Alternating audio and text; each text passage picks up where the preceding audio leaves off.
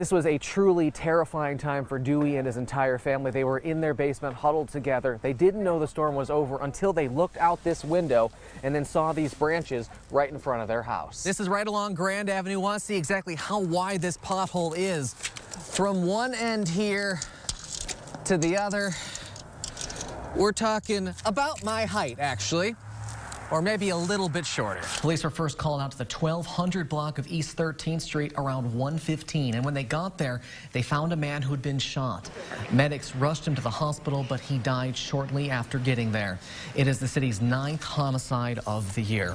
Local 5's Erica Rankin has been downtown following this story all afternoon. Erica, what's going on with the perimeter right now? This is not the first time that Des Moines, especially this neighborhood, has seen flooding quite at this level back in 1993, 2008, as well as 2010. But the people we talked to this afternoon say this is the worst they have ever seen. While some doubted the chemistry of this team, Local 5's John Schaefer found out the fans' confidence has never wavered. We've been following this throughout the night. We've got Angelina Salcido and Rafael Lopez who are in Des Moines. They're near 57th and Hickman, where that rain has been tremendous tonight. They've been bringing us reports of people rescuing others from the cars. And Angelina, what's it looking like out there right now? I'm over the pedestrian bridge here along I-235, and I'm going to show you. This is kind of the point where traffic starts to break down a little bit. You can see this side, it starts coming to a little bit of a slowdown. You got most people remember to have their lights on, but then you go to this side, and it's really when people start to come to a grinding halt. This is a 50-50 bill is set to be debated by the Senate as soon as this week, and that means it's parenting responsibilities, duties,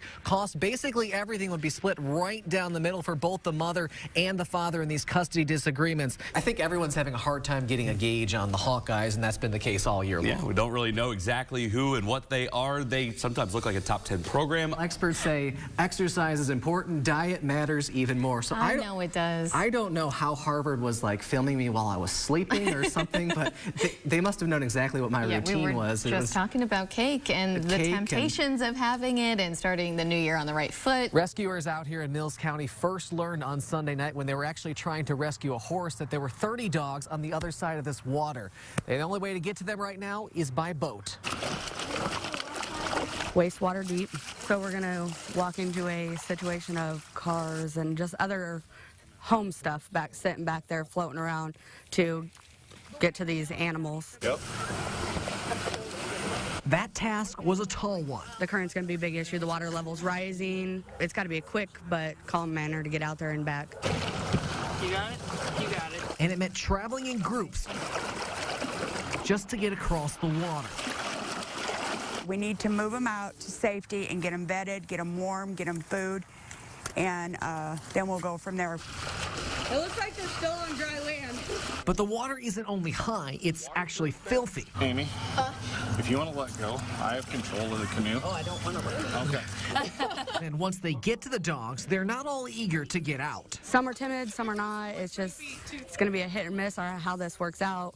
We're going to try to get the more timid ones out first and then base from that situation on where to go. Volunteers worked methodically to round up the dogs, who were all scattered across the property. There was a definite sense of urgency to get all of this done, too. I need it, yeah. You got mud slipping out from underneath you as to our trail is a driveway, a dirt gravel driveway. Yeah, go ahead, wants to come along. Well, let's get them.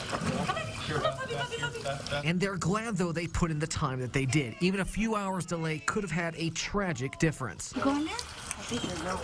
Come on. There we go. Some of them already are hypothermic.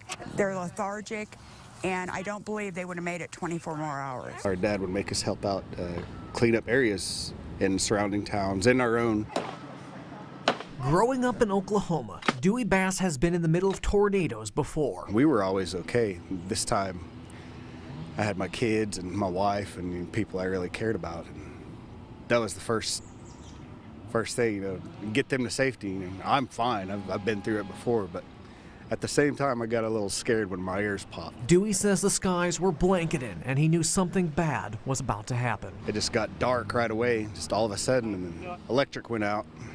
And I got the kids rounded up, and we never had a plan. This was a truly terrifying time for Dewey and his entire family. They were in their basement huddled together. They didn't know the storm was over until they looked out this window and then saw these branches right in front of their house. It's terrible. This was home. But even in this trying time, Dewey looked for others to help. Our neighbor, she's an older lady, checked on her right away, and she was fine.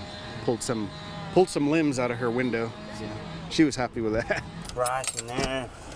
See that? Next door, his neighbor was dealing with his own heartbreak. All this porch broke it. All those trees making a big noise. For now, they're not dwelling on what they lost, but instead, they're focusing on what they still have. My family is okay. Yeah, my daughter called me, and what happened? I'm okay. I'm okay. We're okay, and that's what matters. 46 rumble. Down. The Creston Panthers may not be the flashiest football team, but the coaching staff is committed to developing its talent. We call him Coach Tanner. He's a big part of the team. I think we feed off him a lot, his excitement. Good. Tanner Webb has been on Brian Morrison's staff for 9 years now. He was interested in helping as a freshman. That's when he started, and like he said, he was a manager with us for a couple years, and then once he graduated high school, we gave him more responsibility as a coach. And now Tanner is a certified coach and has grown into a critical cog for the staff. It's fun. It's something that I always was hoping was a possibility. How he sees the field helps everyone refine their skills. He's always focusing on technique and stuff like that, and that's really big for us because a lot of football games are won by techniques. Get to see a lot of the kids grow and kind of reach their full potential, at least athletically, has been something that I've really enjoyed. Tanner has cerebral palsy and used to walk when he was younger, but had his hips reconstructed in middle school. He's been in a wheelchair ever since. People look at him like, okay, he's in a wheelchair, he's not a coach. That's not true whatsoever. He brings so much to this team, a lot of energy, a lot of knowledge. Tanner helps break down plays on both sides of the football.